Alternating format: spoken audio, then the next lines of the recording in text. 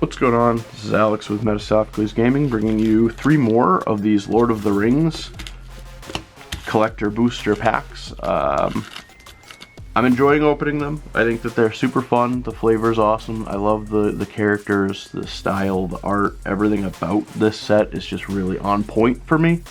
I've enjoyed getting those Realms and Relics cards when we do pull them, because they're pretty fun to see. They're nice Lord of the Rings themed reprints from other sets of, some very good cards and some just cards that are pretty popular to play. But looking forward to seeing what we can get out of these 3 packs. So let's go ahead and get into it.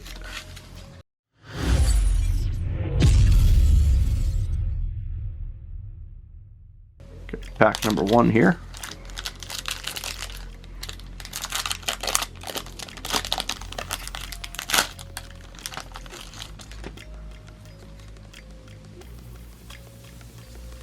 Alright, we get a forest for the land. Right. We get a foil Delighted Halfling, which is I love seeing this card. It's great to get. We get a Sharky, Tyrant of the Shire. So that's a 2/4 Avatar Rogue. Activated abilities of lands your opponents control can't be activated unless they're mana abilities. Sharky, Tyrant of the Shire has all activated abilities of lands your opponents control except mana abilities.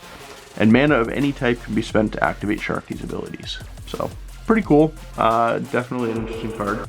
This card is very interesting because it goads everything that you don't control and makes it so they can't block. So, definitely an interesting card. Seems very powerful if you're playing, especially if you're playing in a Boros deck that just has a lot of creatures attacking.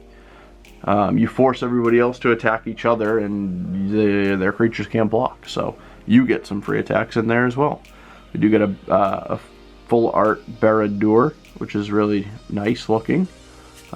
Prince Imrahil, and a nice full art Mount Doom. So two full art lands in this pack, 1 foil, 1 non, but both are pretty good cards. Not so high on Barad-dûr, but I think Mount Doom is pretty decent. Moving on to the next pack.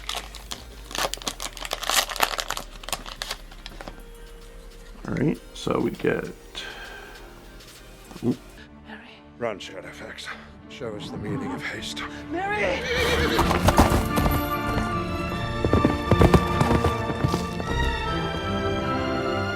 I love Shadowfax.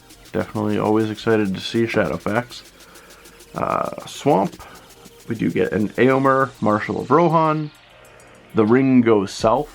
So for 4 mana, the ring tempts you, then reveal cards from the top of your library until you reveal X land cards, where X is the number of legendary creatures you control. Put those land cards onto the battlefield tapped, and the rest on the bottom of your library in random order. So, pretty interesting card. I like that. You could potentially get a lot of lands for 4 mana. It's risky because you could end up putting a lot of good cards on the bottom of your library too, but we pull the Shire in that nice full art. The Shire enters the battlefield tapped unless you control a legendary creature. Tap to add green, and tap 1 and a green, and tap it to tap an untapped creature you control, and create a food token. Merry, Esquire of Rohan. It's 1 red, 1 white for a 2/2 with haste. Has first strike as long as it's equipped, and whenever you attack with Merry and another legendary creature, draw a card. Another foil Grey Havens, and a foil Pippin, Guard of the Citadel. So pretty decent cards in that pack. A few things that we haven't pulled yet, so that's nice to see.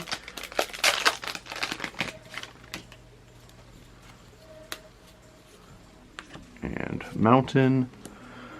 So first time we are pulling this guy, Fangorn, Tree Shepherd, which is pretty cool. It's a legendary tree folk. It's a 4, 5, 6, 7 mana, so 3 green and 4 for 4/10. Tree folk you control have vigilance. Whenever 1 or more tree folk you control attack, add twice that much green mana, and you don't lose unspent green mana as steps and phases end. So very interesting card that can really allow you to snowball your mana very, very quickly. Obviously, if you are theming it around Tree Folk because that is what will give you that bonus, but I think that's a really cool card to build a tribal deck around. We get an Aristor of the Council, which is one a green and a blue for a 2/4 elf noble. Whenever players finish voting, each opponent who voted for a choice you voted for creates a treasure token. You scry X, where X is the number of opponents who voted for a choice you didn't vote for. Draw a card. So that's incentive. Oh my god! Oh, here's a really good one. We actually got the Party Tree, which is the Great Henge, which is a really good card, and I'm excited to see that. I was happy when they were reprinting this card. It's a very good green card. It costs X less to cast, where X is the greatest power among creatures you control, so you can cast it for as little as 2 green. And you can tap to add 2 green and you gain 2 life. Whenever a non-token creature enters the battlefield under your control, put a +1/+1 counter on it and draw a card. So, very good card. Aragorn the Uniter, we get another one of those. Definitely always happy to see that. Honestly, this is a very, very good pack. The Party Tree, Aragorn, very happy to see that. Cool looking foil showcase Smeagol. And Fangorn, the Tree Shepherd, is a cool card to see. Definitely excited about that pack. It was very cool. The Great Henge / the Party Tree, definitely pumped. What is your favorite reprint from the Realms and Relics? You know, I'm really excited to see them reprint the Party Tree, or do the Great Henge as the Party Tree. I just think that this card needed a reprint because it's very, very good and very popular. Aragorn is really cool, honestly. I'm loving all the art on these cards. It is just really cool. But that's going to do it for today's video.